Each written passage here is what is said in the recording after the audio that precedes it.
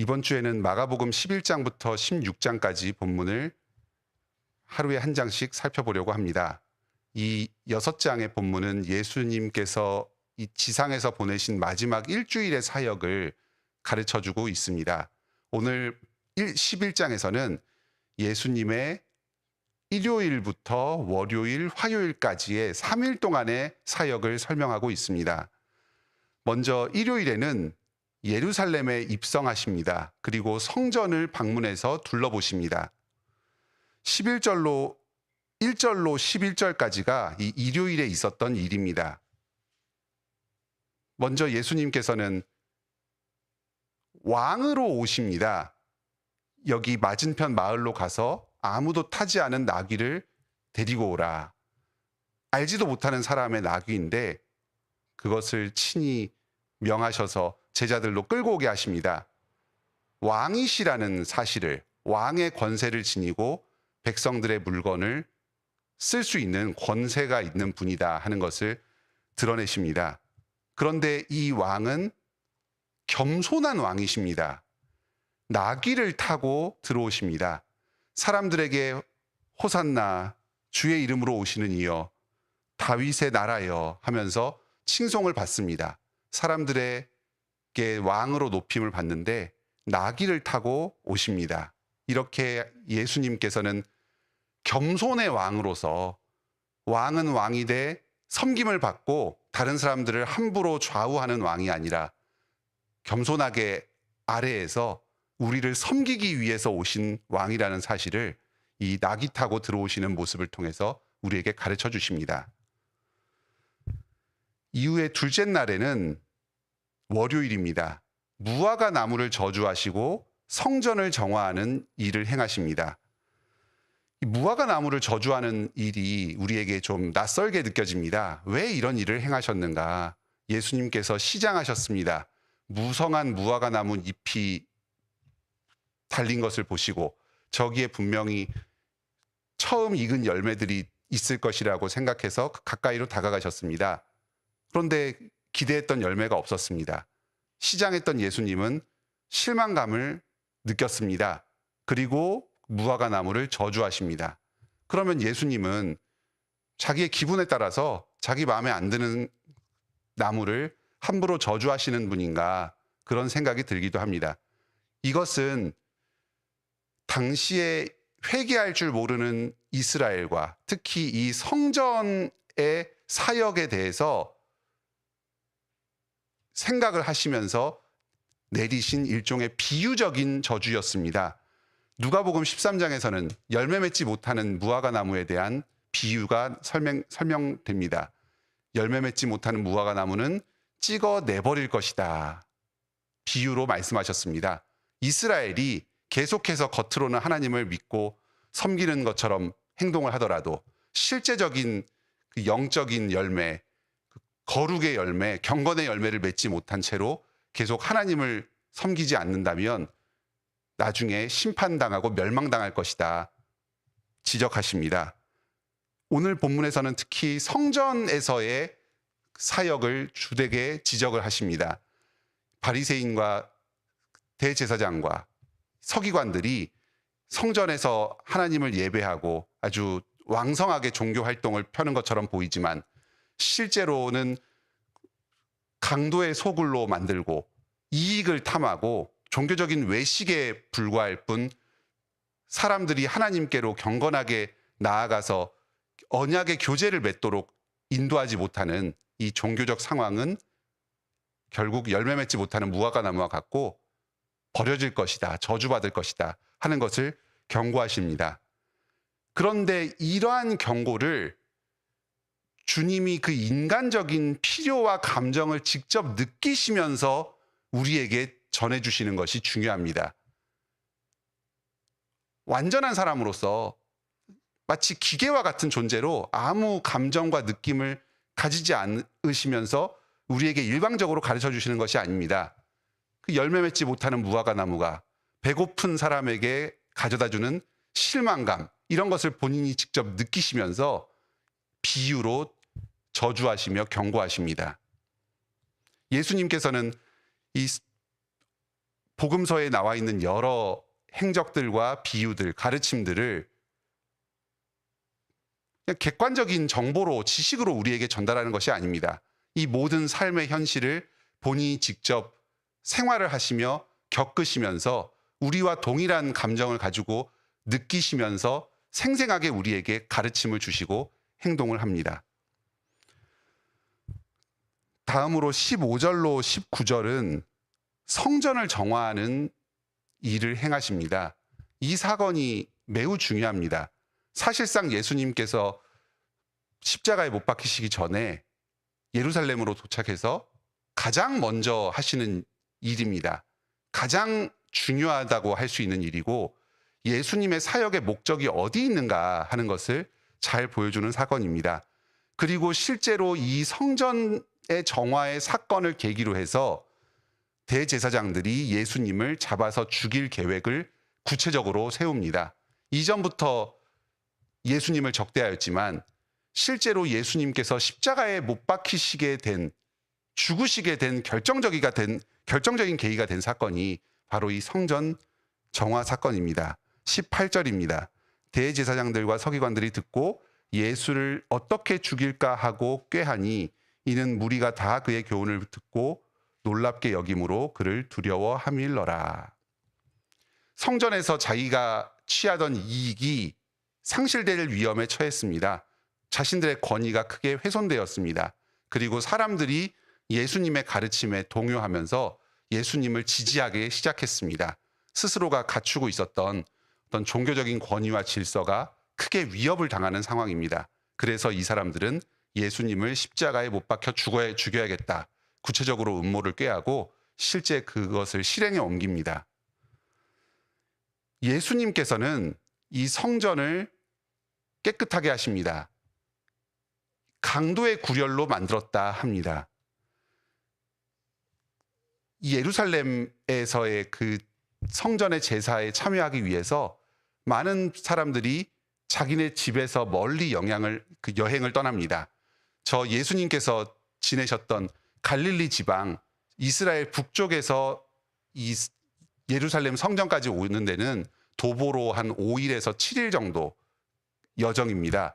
또 그 외에도 로마 제국 곳곳에 흩어져서 살고 있던 디아스포라 유대인들이 이 명절 절기가 되면은 이 예루살렘까지 항해를 하고 와서 또 먼 도보 여행으로 성전에 와서 제사를 드립니다. 오는 동안에 제물을 직접 준비해서 올 수 있는 여건이 안 됩니다. 그래서 돈을 가지고 오면은 그 제물 규정에 적합한 짐승들을 바꿔가지고 제사를 드릴 수 있도록 배려해주는 그런 판매소들이 그 앞에 성행하였습니다. 이것은 멀리서 여행해서 제사 드리러 오는 백성들을 돕기 위한 취지로 마련이 되었습니다. 그런데 이것을 제사장과 서기관들, 이 종교 지도자들이 허가를 내어주고 수수료를 받고 거기서 이익을 챙기고 하면서 이것이 상업적인 어떤 수단으로 크게 변질이 되기 시작했습니다. 주객이 전도되어서 하나님과 교제 나누고 기도하면서 제사 드리는 공간이 아니라 재물을 사서 판매를 하는, 이것이 성전의 주된 기능과 목적이 되어버렸습니다. 그러다 보니까 문제는 만민이 기도하는 집이 되어야 할 이 성전이 오히려 이 기도와 제사, 하나님과의 교제, 이 모든 백성들, 하나님의 백성들이 나와서 하나님께 예배드리는 장소, 이것이 불가능해진 것입니다. 특히 당시에 어떤 고고학적인 자료를 보면 이 제물을 판매하는 위치가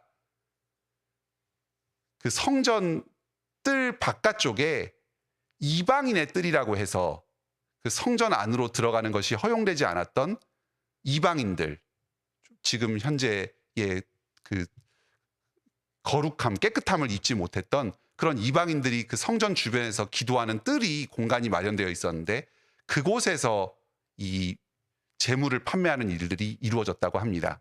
그러면 가장 피해를 입는 것은 이 이방인으로서, 당시에 천대받는 자로서, 연약한 자로서 하찮게 여겨지는 이 그 종교적인 질서 속에서 가장 하층에 속하게 되는 그런 사람들이 하나님께 나와서 기도하는 것이 어려워진 것입니다.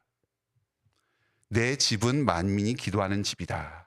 예수님께서는 성전을 정화하심으로써 또 본인의 십자가에 못 박히신 사역을 통해서 모든 사람들이, 세상 만민이, 가난한 자, 약한 자, 천대받는 자, 이방인, 이렇게 하나님께 나아올 권리를 제대로 받지 못했던 이런 사람들이 모두가 주님께 나와서 기도하고 예배하면서 하나님의 은혜를 누릴 수 있는 이러한 곳으로 성전을 새롭게 하시기 위해서 사역을 하셨고 지금 십자가로 나아가고 계십니다. 그리스도의 교회는 오늘날에도 만민이 기도하는 집으로 서고 있습니다. 모든 사람들이 교회로 나와서 거리낌 없이 주님께 예배할 수 있는 곳이 되어야 하고 우리가 그런 교회로 만들어가야 하겠습니다. 지금도 어떤 교회에서는 지도자들이 자기 탐욕을 채우고자 자의적으로 교회를 운영하기가 쉽습니다.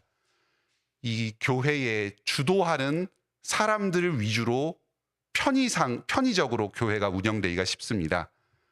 보편의 그리스도의 교회의 모습을 유지하기가 쉽지가 않습니다. 계속적인 어떤 유혹과 도전들이 있습니다. 그로 인해서 교회가 어떤 방향으로 나아가면서 모든 사람들, 모든 주님의 은혜를 구하며 나오는 이 약자들이 하나님께 나아가는 것을 오히려 교회의 어떤 운영이 가로막는 경우들이 존재할 수 있습니다. 그것은 좋은 취지로 시작된 일이라고 하더라도 이 보편의 사람들이 주님께 예배드리는 이 교회로 나아가는데 방해가 될 수 있습니다. 이럴 때에 지금도 예수님께서 친히 성전을 정화하셨던 것처럼 우리의 교회를 친히 새롭게 하시고 모든 사람들이 하나님을 예배하는 그러한 공간으로 아무도 차별 없이 방해받지 않고 하나님께 나아갈 수 있는 곳으로 세워가실 것입니다. 우리 모든 연약한 사람들이 예배하고 주님을 찬양하도록, 주님과 교제하도록 나아가게 하실 것입니다. 여기 20절부터 33절까지는 이제 화요일의 일입니다. 실제로 무화과 나무가 마릅니다. 월요일에 저주하셨던 그 무화과 나무가 하루 만에 마르는 것은 자연적으로 일어날 수 없는 일입니다. 예수님의 저주의 말씀이 이루어진 것입니다. 여기서는 특히 예수님의 말씀이 반드시 이루어진다. 이 점이 아주 두드러지게 강조되고 있습니다. 제자들이 의구심을 품으니까 하나님을 믿으라. 누구든지 구하고 의심하지 않으면 반드시 이루리라. 이 무화과 나무에 대한 저주도 예수님께서 기도로 행하신 것임을 드러내십니다. 앞서 9장에서 귀신 들린 아이를 고치실 때도 제자들이 행하지 못하는 그 일을 예수님께서 행하시면서 제자들에게 기도의 능력에 대해서 가르쳐 주셨습니다. 예수님께서도 기도하시면서 아버지의 힘을 의지해서 이런 표적들을 행하셨습니다. 우리 또한 예수 그리스도의 이름으로 기도함으로 나아갈 때에 그 기도가 모두 이루어질 것입니다. 이 땅에서 이루어집니다. 그런데 우리는 경험적으로 무엇이든지 기도하고 구하는 것은 받은 줄로 미루다 하더라도 당장에 그리하면 너희에게 그대로 되리라. 이 기도가 온전히 이루어지지 않은 것 같은 느낌이 들 때가 있습니다. 하지만 이 모든 기도는 결국 예수 그리스도께서 다시 오셔서 우리에게 이루실 그 새로운 나라, 새하늘과 새 땅의 영원한 하나님 나라에서는 다 이루어질 것입니다. 시간의 정도의 차이는 있지만 하나님의 뜻에 따라서 우리가 드린 모든 기도는 반드시 응답되고 실현됩니다. 이 사실을 지금도 믿으면서 바라는 것의 실상인 이 믿음으로 우리가 구하는 것을 누리며 살아갑시다. 여기 또 중요한 본문이 하나 있습니다. 25절입니다. 기도할 때에 다른 사람을 용서하라. 그리해야 하늘에 계신 아버지께서도 너희 허물을 용서하시리라.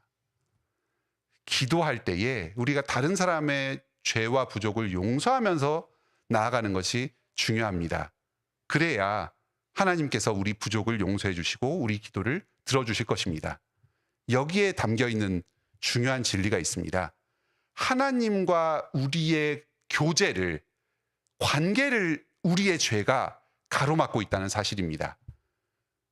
만민이 기도하는 집으로 성전에 나아갈 때에 당시의 종교 지도자들과 종교적인 질서, 어떤 교회의 기득권들이 이 연약한 사람, 모든 사람들이 예배로, 교제로 나오는 것을 가로막고 있었습니다. 그런데 이뿐만 아닙니다.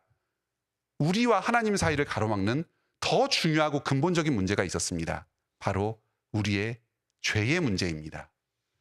주님께서 우리의 기도를 들어주시고 이루어 주실 이유가 하등 없습니다. 우리가 다른 사람의 죄를 먼저 용서하면서 우리에게 죄 용서받은 그 은혜를 드러낼 때에 주님께서 우리를 용서하여 주실 것입니다. 무엇보다도 예수 그리스도의 십자가의 보혈의 공로가 필요합니다. 예수님께서는 하나님과 우리 모든 사람들의 사이를 화목케 하시기 위해서 지금 이 십자가의 고난의 사역을 감당하십니다. 성전의 정화를 통해서 또 제자들에게 기도에 대해서 가르치심으로써 이 사실을 가르쳐 주십니다. 지금 우리는 예수님께서 모두 이루신 이 구원의 은혜 가운데에서 살고 있습니다. 언제든지 자유롭게 하나님 아버지께로 아버지라 부르면서 나아갈 수 있습니다. 예배하고 기도하면서 주님과 친밀한 교제를 누립니다. 하늘의 은혜를 누리면서 살아가고 있습니다. 이 예수님께서 이루신 이 큰 은혜를 찬송합시다. 오늘도 오직 예수 그리스도를 의지하여서 하나님과 교제 나누면서 복을 누리는 하루를 보내시기 바랍니다. 함께 기도하겠습니다. 하늘에 계신 우리 아버지, 예수 그리스도의 마지막 일주일의 행적을 묵상하면서 그리스도께서 우리에게 행하신 큰 구원의 은혜를 깨닫고 다시금 누리게 하여 주시니 감사드립니다. 예수님께서는 성전을 만민이 기도하는 집으로 정화하셨습니다. 자신이 성전이 되셔서 예수 그리스도의 이름으로 어디서든지 자유롭게 하나님께 나아갈 수 있도록 하여 주셨습니다. 가진 자, 힘 있는 자뿐만 아니라 모든 연약한 자, 주님의 은혜를 구하는 자들이 예수 그리스도의 이름 붙들고 나아올 때에 하나님과 교제 나눌 수 있게 하여 주셨습니다. 우리에게는 죄의 문제가 있습니다. 우리의 죄가 하나님께 나아가는 것을 가로막고 있습니다. 예수님께서 친히 십자가에 못 박혀 죽으셔서 우리의 모든 죄를 대신 감당하여 주셨습니다. 우리가 의롭게 되고 하나님께 화평을 이루며 떳떳하게 나아갈 수 있게 하여 주셨습니다. 예수 그리스도의 십자가 보혈 공로로 우리는 예배하고 기도하면서 주님과 교제 나눕니다. 이 큰 은혜를 저희에게 허락하여 주심을 감사드립니다. 오늘도 그리스도의 이름을 의지하여서 주님께 나아가서 교제 나누는 기쁨을 누리게 하여 주시옵소서. 저희의 모든 필요와 간구를 하나님께 아뢰일 때에 하나님께서 우리의 기도를 들으시고 응답하여 주심을 누리게 하여 주시옵소서. 저희가 여러 필요를 가지고 나옵니다. 예수 그리스도의 이름으로 주님께 구할 때에 저희의 모든 기도를 들으시고 응답하여 주시옵소서. 반드시 너희에게 그대로 되리라 하신 이 예수님의 약속을 의지하여서 계속해서 항상 기도함으로 주님을 의지하고 주님께로부터 공급받는 저희의 하루가 되도록 인도하여 주시옵소서. 오늘도 저희의 모든 삶을 통해서 삼위일체 하나님께 영광 돌리길 원합니다. 예수님의 이름으로 기도드립니다. 아멘. 은혜로운 기도 시간 되시길 바랍니다.